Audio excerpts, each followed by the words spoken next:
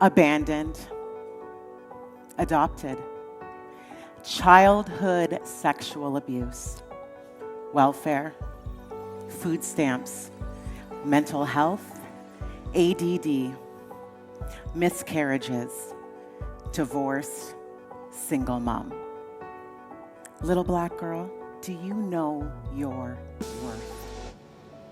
As I held my mom's hand and turned it from front to back, I was curious. I was unsure as I did the same with my own hand. Mommy, I think God made a mistake. Why are we the same on the inside, but not the same on the outside?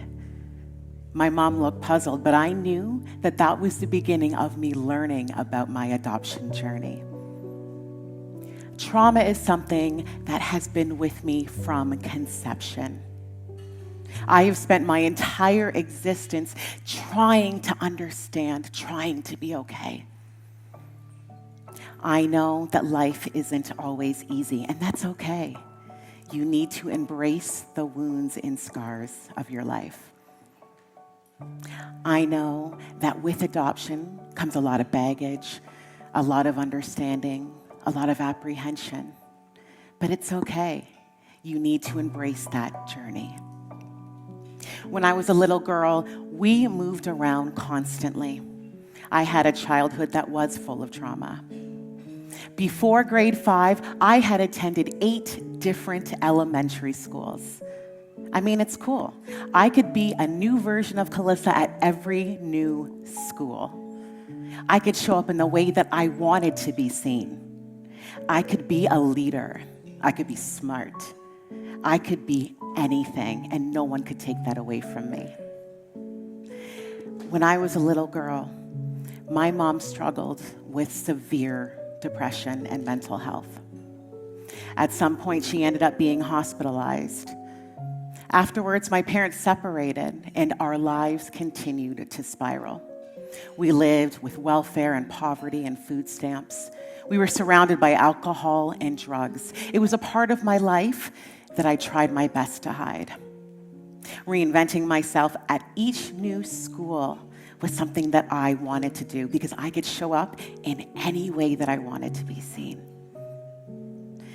Afterwards, when I was 16 years old, I remember my mom coming up to me randomly and saying, "Calissa, I think I found your biological sister."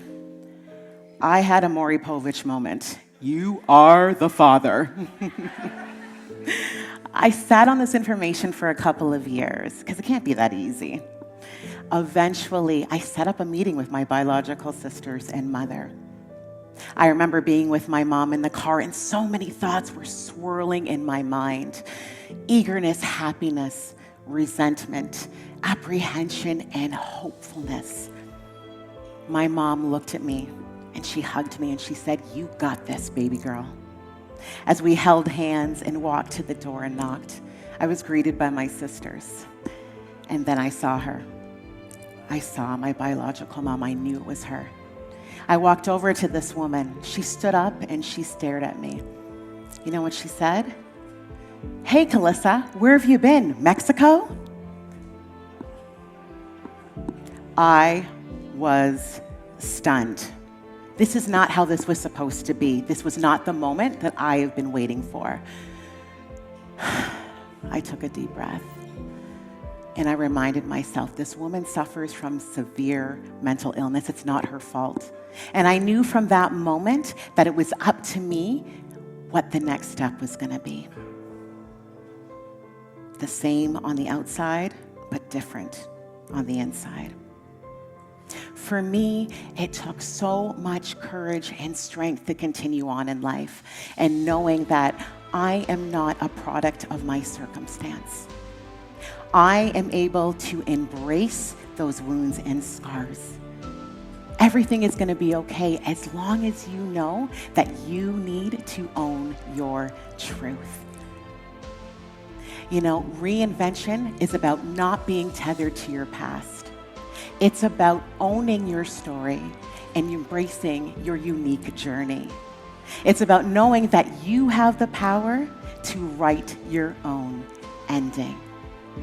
Strong, empowered, independent, loving mother, good daughter. Little black girl, know your worth. Thank you.